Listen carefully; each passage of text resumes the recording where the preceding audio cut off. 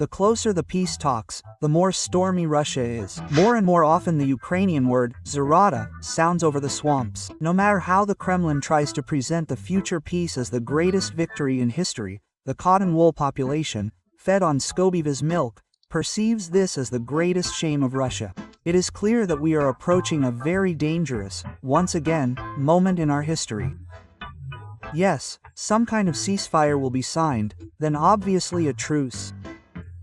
And this will be presented as a victory, but it will raise a lot of questions, will cause frustration, devastation, depression. There will be a very strong post-war decline, naturally, well, crow orders. Here. And the country will have to go through a very difficult period. The impossible lifting of sanctions, the occupied territories seized in a timely manner, the non-factual annexation of Belarus, where the starchy president now has less power than Kadyrov in Chechnya, cannot satisfy the demands of the fascist people. He was promised a little total destruction of Ukraine in a matter of days, and in the end, in the 4th year of the war with Ukraine, they are forced to sign peace. And that's thanks to America, which by hook or by crook begs Kyiv to destroy Russian boys in panties. Every sortie of stormtroopers means 90% casualties. Now out of 20 dead, on average, 18. Everywhere the statistics are 10 to 15% survivors. Russian society is demoralized and split into two camps. Those who are tired of the war and are ready to believe in any fictitious victory of the Kremlin. It was 2014, now it is 2025, and 3 years of the war have already passed. Yeah.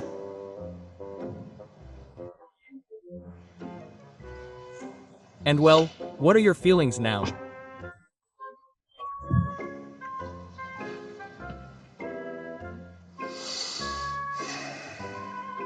Do you have a feeling of victory or not?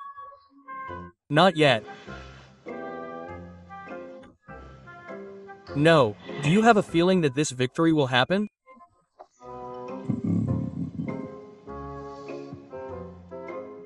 Honestly? Well, there should be, yes. The other half believes that Putin betrayed them, did not achieve a single goal and trampled hundreds of thousands of Russians into the ground in vain. He put hundreds of thousands more in wheelchairs and turned hundreds of thousands more into a nightmare for their neighbors.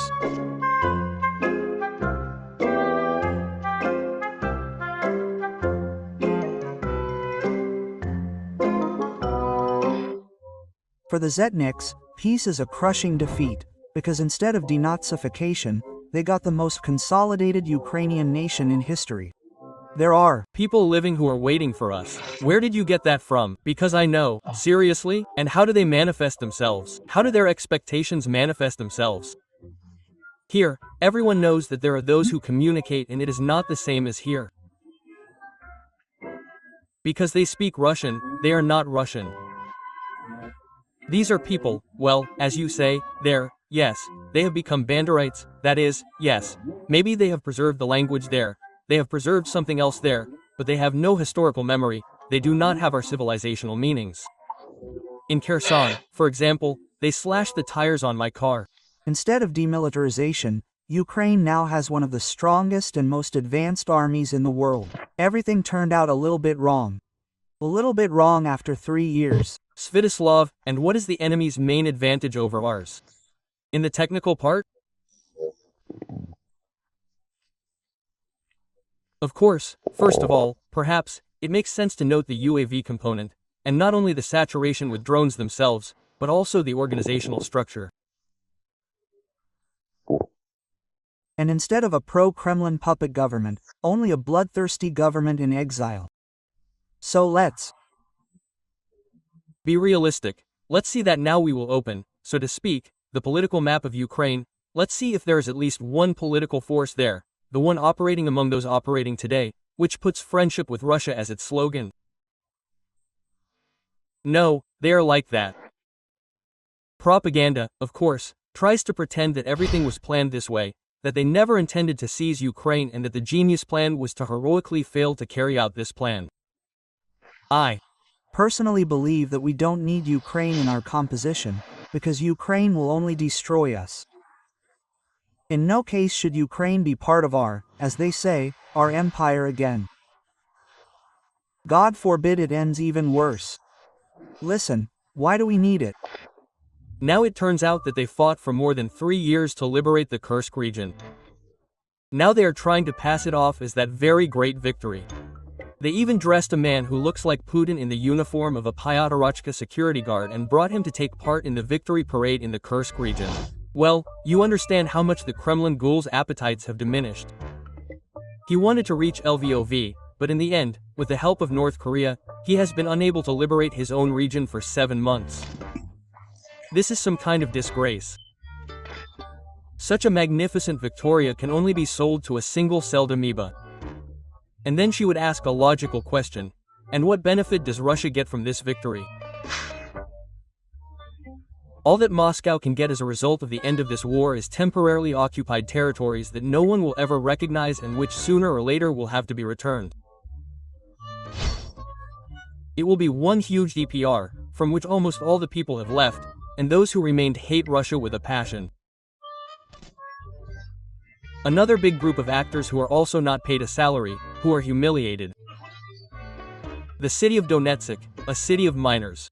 For a minute, you forgot, you drove people to despair. You, to put it mildly, are simply hated. The so-called new territories are ruins on scorched and mined land. A desert littered with the corpses of Russian soldiers. We are liberating cities in such a state that, well, you just want to grab your head and do not know what to do. How then, forgive me, please, are we to conduct a special military operation further? I do not know.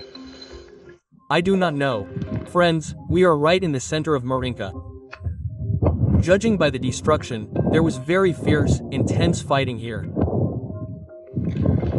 There's not a single intact place. The orcs themselves admit that after the Russian, so-called, liberation, many cities do not even make sense to rebuild. They were literally liberated from everything down to the very foundation. We are now conducting a sweep, including some cities. Here we are looking at individual cities. Yes, they will be restored. Some cities are expediently restored, because too much destruction there is practically no population left.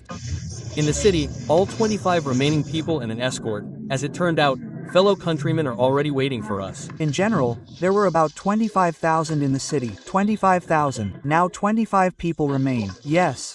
Economically, Russia also lost this war. It lost markets, lost investments, access to technology, killed or incapacitated 1 million workers. One thought does not give. For the first time, I was run over in the metro. I don't just use this word for nothing, because a stump of wax snuck up on me, so you understand. I was walking in the underpass, not bothering anyone, and I felt someone step on my foot. I turned around and said, "Can you be more careful? There's no one behind me." Quote. I thought, well, that's it, I've gone crazy. I glanced down, and there's this skater with no legs. I looked at it and thought, well, that dude just blew himself up on a mini, decided to give me a hard time in the metro, and I'm the boor. Well, as a result of this war, the Russian population became impoverished and plunged into communal hell. The notorious 90s don't seem so terrible anymore. The crisis is marching across Russia and one after another is covering Russian regions. One of the first to suffer is Kuzbas, Kemerovo Oblast, the main coal mining region of Russia.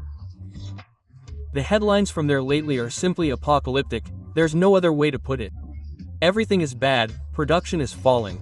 All coal mining companies are making losses. Tax collection is plummeting.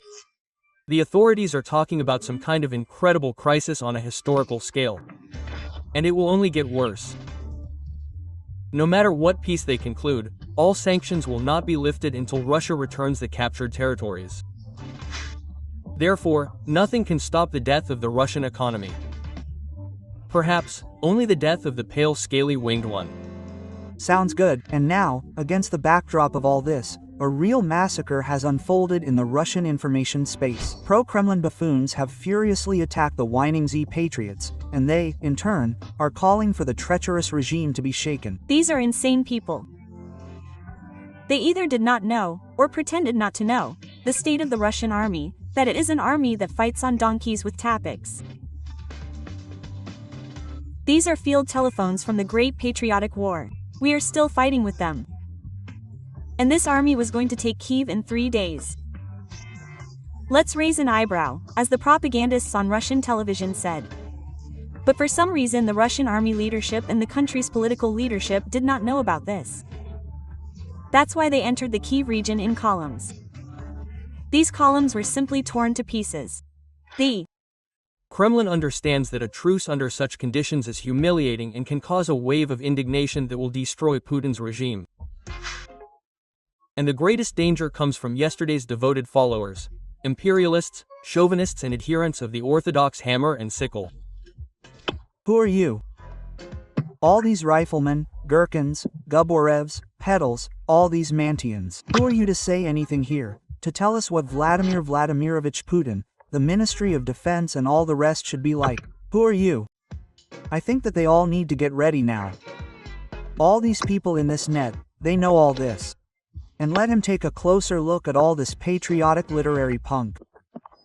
As a result of this war, the statehood of not Ukraine, but Russia was called into question. Ironic. Ukraine stood firm and strengthened itself as a power, even despite losing control over part of its territories. Russia found itself completely dependent not only on China, but even on North Korea, which Russia has worshipped since school days.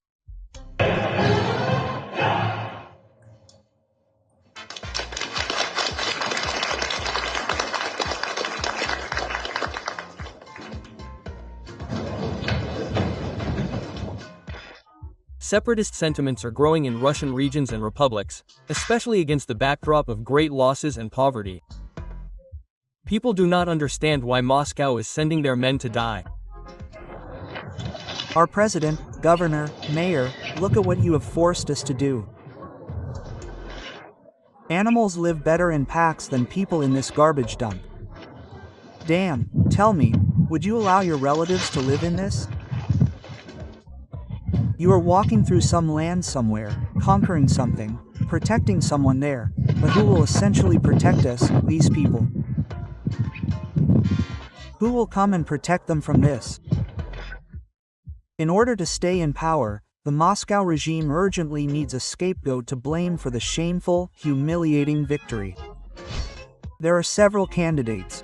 You can paint the Z patriots as national traitors. You can blame the people of Russia, who did not justify the trust and did not cope with the tasks of the wise sun-faced leader. And you will tell about yourself, and your commander is not the right one, and you were not trained properly. And how did you prepare yourself? And what did you do at the training ground to be ready for battle? So, some women have appeared who have the audacity to speak on behalf of the guys fighting at the front. But you can listen to their husbands. The woman says, "Bring mine back home, so what? To do what? And who will fight?" Pushkin. But there is a more reliable option and one that has been tested many times in Russian history, eliminating the leader himself. Quote, "On whom you can hang all the dogs and beavers."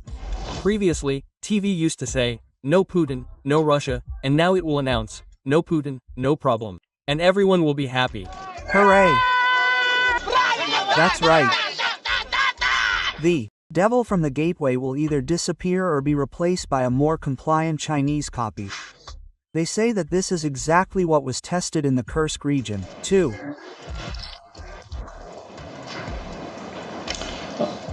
Finally defeat the enemy, who has dug in on the territory of the Kursk region and is still conducting operations here.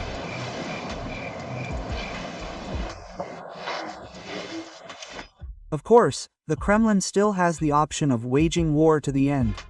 This will make it possible to continue to keep society in check and to dispose of the most recalcitrant at the front. This is precisely why Putin is dragging out the negotiations and does not want to agree to a ceasefire.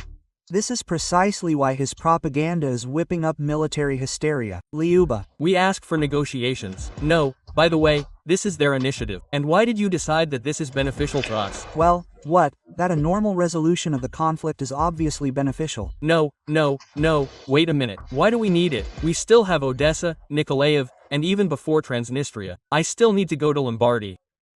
I need the Italians to come there. Those who are banning me in Parliament, I still need to find out how I am doing there.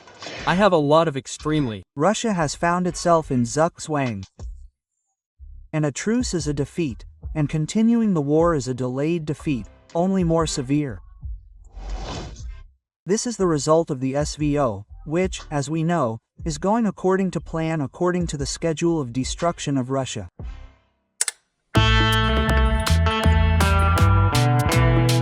I would like to remind you that this video is created for entertainment purposes and contains elements of satire and irony.